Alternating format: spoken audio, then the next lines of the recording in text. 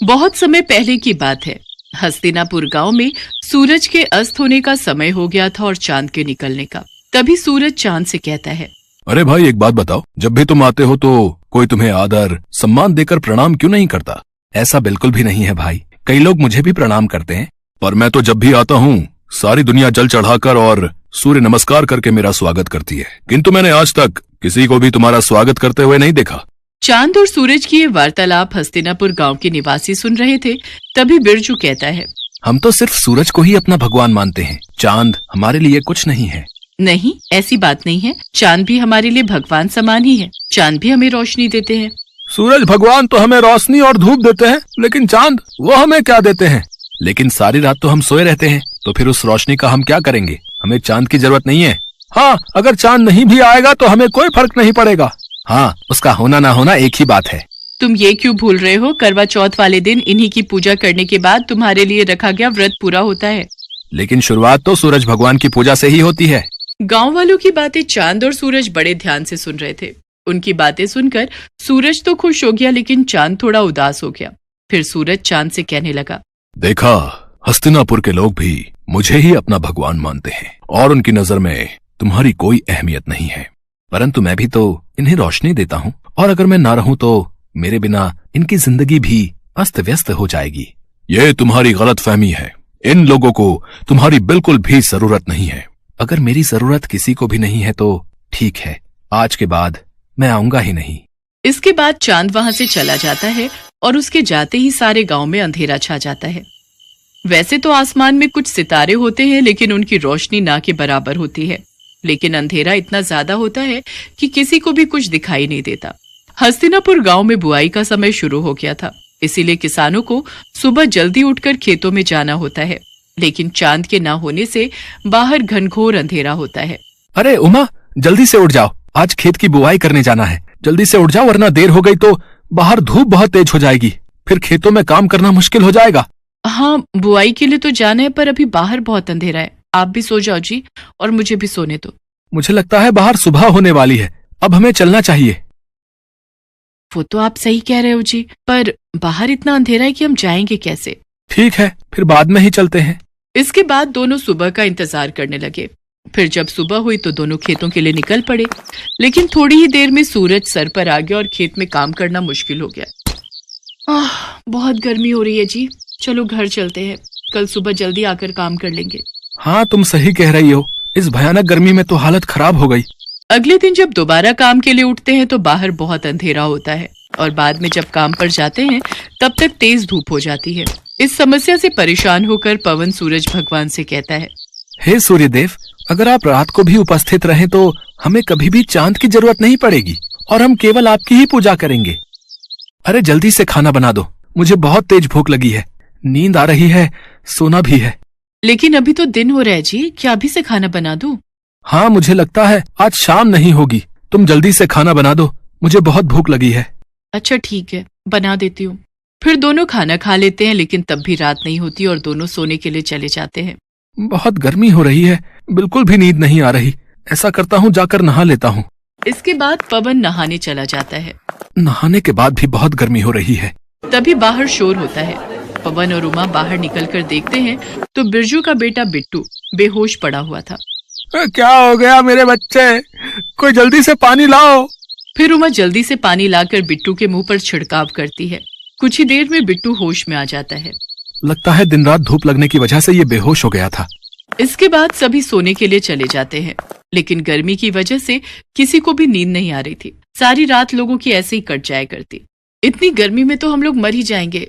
काश सूरज ढल जाता तो इतनी गर्मी नहीं होती और हम लोग चैन से सो पाते। चुप रहो तुम, थोड़ी सी गर्मी सहन नहीं कर सकती?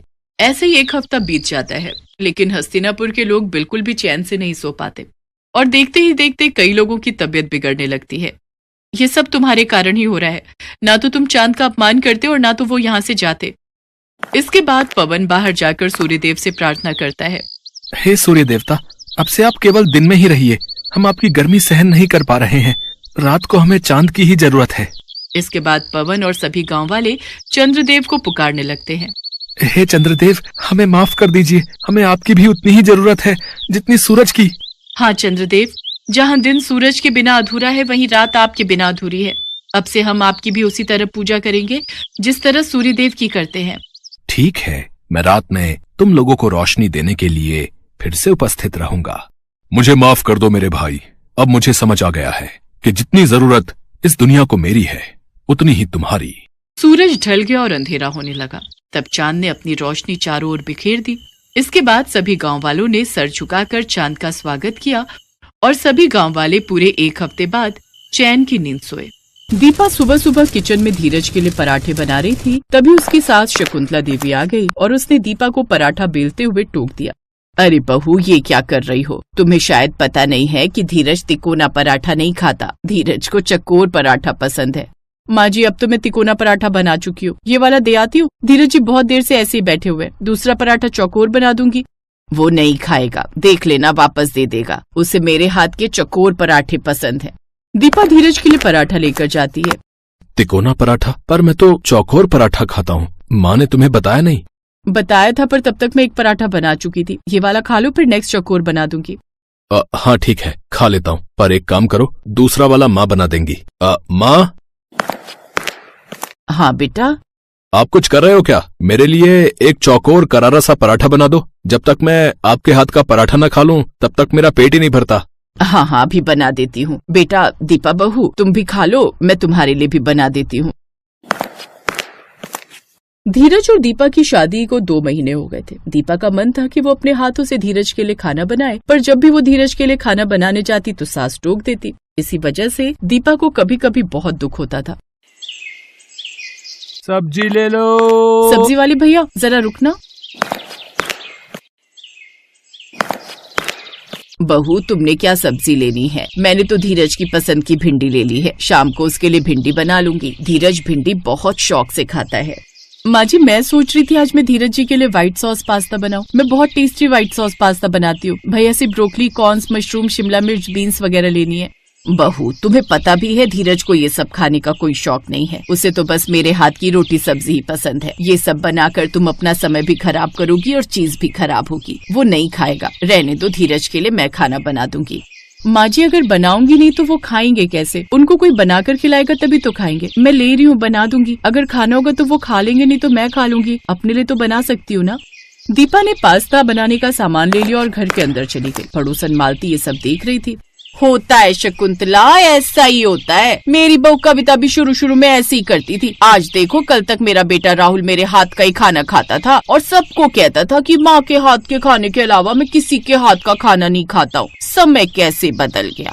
कविता के हाथ का खाना उसे इतना अच्छा लगने लगा है कि आज मुझे कहता है कि तुम क्या घास फूस बना लेती हो। मुझे तो लग रहा है तुम्हारा हाल भी मेरा वाला ही होने वाला है। इसीलिए मैं यही कहूंगी कि तुम बिल्कुल भी ढील मत देना। अपने बेटे के लिए खुद से खाना बनाना। बहू को बिल्कुल भी मत बना दे देना, वरना बेटा माँ के हाथ का खाना भूलकर बीवी के हाथ के खाने का दीवाना बन जाएगा। पड़ोसन मालती शकुंतला को भड़काकर अंदर चली गई। शाम को एक तरफ शकुंतला देवी भिंडी काटने लगी और दूसरी तरफ दीपा पास्ता बनाने लगी। तभी धीरज आ जाता है। अरे वाह, आज तो किचन से बहुत बढ़िया खुशबू आ रही है। माँ, तुम कुछ स्पेशल बना रही हो क्या? नहीं, अभी तो मैं बस भिंडी काट रही हूँ। तेरी पसंद की भिंडी बनाऊंगी। दीपा बना रही है पता नहीं क्या, पास्ता वगैरह कुछ। मैंने तो मना किया था कि तू पास्ता नहीं खाता। पास्ता? वाह दीपा, तुम पास्ता बना रही हो? White sauce? पता है, मेरा फेवरेट है ये। अच्छा, आपको पसंद है? फिर तो मैंने बिल्कुल ठीक किया पास्ता बनाकर। माँ जी बोल रही थी कि आप इस तरह की चीजें नहीं खाते हो, पर मैंने कहा अगर बनाऊंगी तो आप जरूर खाओगे ना? हाँ, क्यों नहीं, जरूर खाऊंगा। तुम बनाओ, तब तक मैं फ्रेश हो जाता हूँ। धीरज अपने कमरे में चला जाता है। ये सब देखकर शकुंतला देवी के मन में चिढ़न पैदा होती है। इतनी बढ़िया करारी भिंडी बनाऊंगी ना कि मेरा बेटा उंगलियां चाटता रह जाएगा।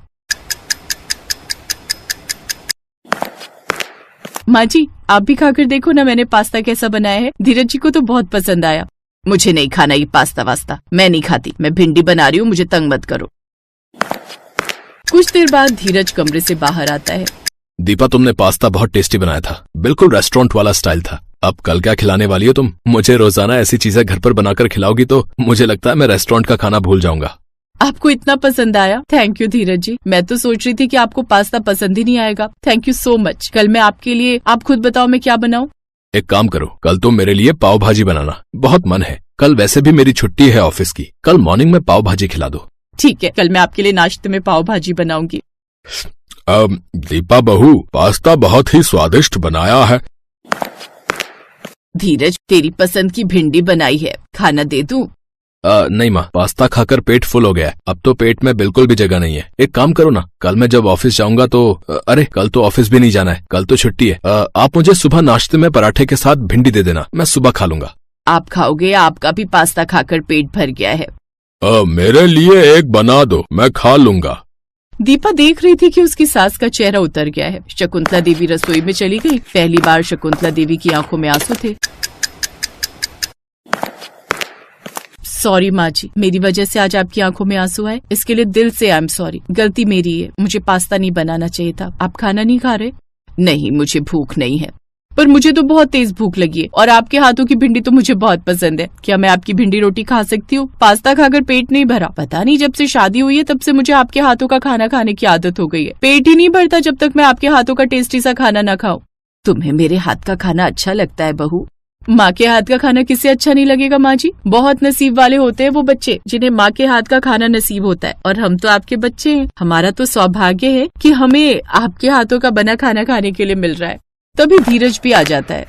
माँ, एक्स्ट्रा रोटी बनाई है क्या? पता नहीं कुछ कमी लग रही है। एक रोटी दे दो भिंडी के साथ। दीपा, तुम्हें पता है जितना मर्जी मैं बाजार का खा लूं या घर का कुछ और खा लूं, पर जब तक माँ के हाथ का खाना ना खाओ ना, तब तक मेरा पेट भरने में कहीं ना कहीं कसर रह जाती है। मैंने थोड़ी देर पहले मना कर दिया था कि भूख नहीं है, पर थोड़ी देर बाद देखो अब फिर से भूख लगने लगी। पेट भी कह रहा है कि जब तक माँ के हाथ का खाना पेट में नहीं जाएगा तब तक वो भरेगा नहीं। चल पागल, कैसी बातें करता है, अभी देती हूँ।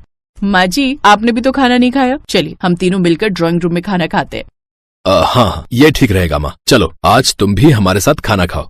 शकुंतला देवी भिंडी रोटी थाली में परोसने लगती हैं। धीरज धीरे से दीपा के कान में कुछ कहता है। थैंक यू दीपा, मेरी माँ के चेहरे पर खुशी लाने के लिए और मुझे समझाने के लिए। दीपा की यह समझदारी उसकी सास के चेहरे पर खुशी ले आई थी। तीनों ने मिलकर एक साथ खाना खाया। शकुंतला देवी को एहसास हुआ कि दीपा बहुत अच्छी बहू है और वो रिश्तों की कदर करती है।